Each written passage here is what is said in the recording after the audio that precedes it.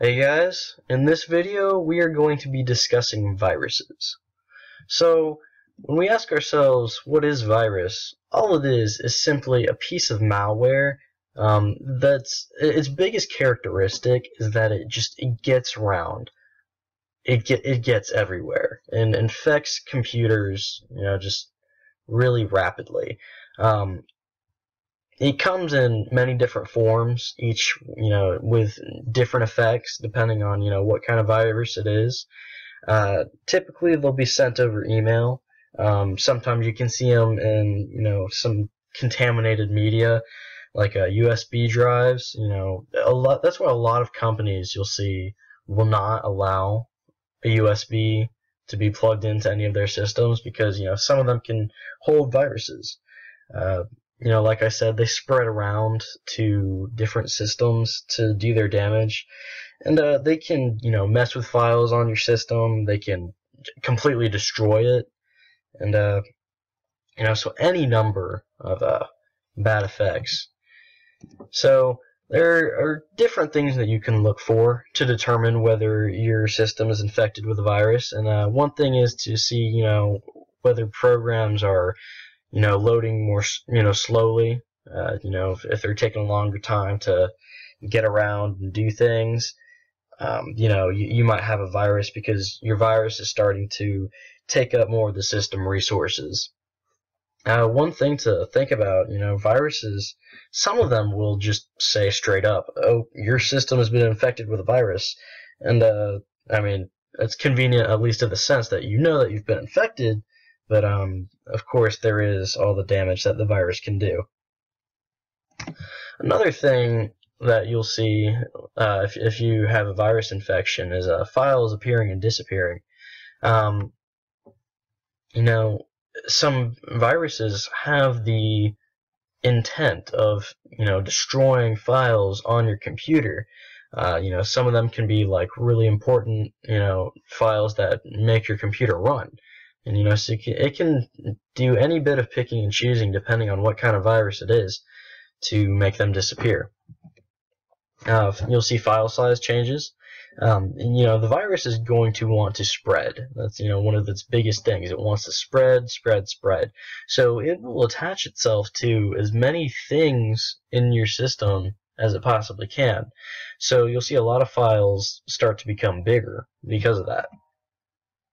It can make your system just go haywire, start shutting down, coming back up, and like I said, where you'll get a system saying, hey, you've been infected with a virus, you might as easily just get one saying, coming with different error messages.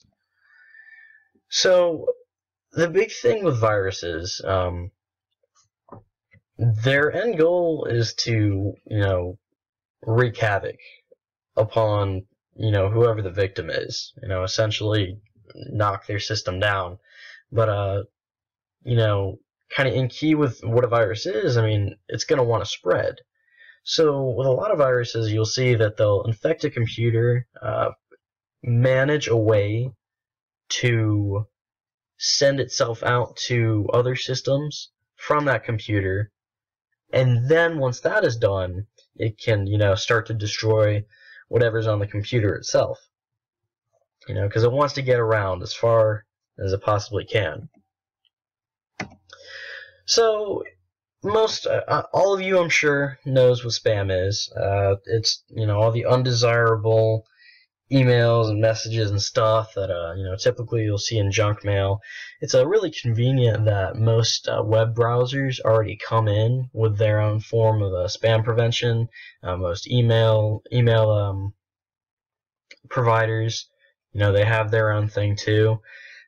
Big thing is, a lot of spam, that can be the biggest vessel for viruses. So as long as you're just, not messing around with things that look unfamiliar, then you'll be pretty well off, to, not let a virus into your system.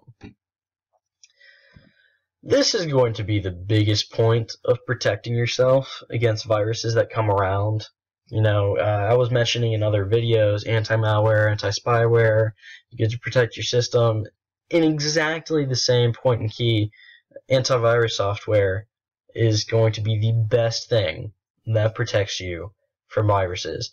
This is kind of used interchangeably sometimes with anti-malware because it can be encompassing over viruses as well. But like I said, this is going to be the biggest thing in defending your system against any possible incoming viruses. Prevention is going to be the best way to protect your computer, to start with.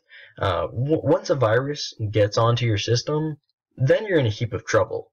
It's a lot easier to keep a virus out than it is to deal with it once it's already on your system. So that's something to keep in mind. Also, another thing is just having common sense, kind of like with the spam. You don't want to go around on those, fishy sites that, could possibly have, viruses waiting just to hop onto your system, get on there, spread to everything else, or, with other emails, like your spam, if you might get them from other other contacts that if a virus has gotten onto their system, it can send itself out from their contacts or from their email, and if you open up what's in that, you can let a virus onto your system, and a lot of damage can be done from that. And one of the things that you'll see with viruses is when they're trying to transport themselves via email, they'll latch on to a base computer system, and when the email program gets up, it can just take the entire contact list on that user system and just send emails left and right to all the contacts. You can see how that in turn is going to create a chain reaction of, some people opening these emails up, and then the virus latches onto their system, looks at the contact list for their respective email accounts, and just goes from there. And that's why it can get really nasty. So here's a scenario. You can read it here. The virus is hindering a company by sending itself to users on the network via email. It will attach to a user, go to their address book, and send itself to everyone listed. Unsuspecting users that receive the email will open it up and let in the virus, and the process repeats. What should be done to prevent further damage? So in this scenario, exactly like I said, a virus is transporting itself via email and all the contacts on each respective user's list. So how do we want to go about preventing that? Obviously the damage has already been done, but we can prevent it from continuing. Within a company, you're going to have everyone on a company email, company network. So you're going to want to obviously have everyone understand, hey, there's a virus going around.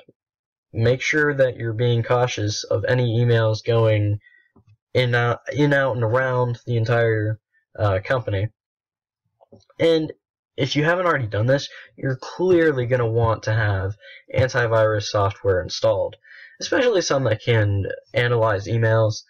That way, within the company, any emails going out and coming in, you can scan those for any potential viruses, and that'll make things a lot safer. So, that is the introduction to viruses. Hope you enjoyed.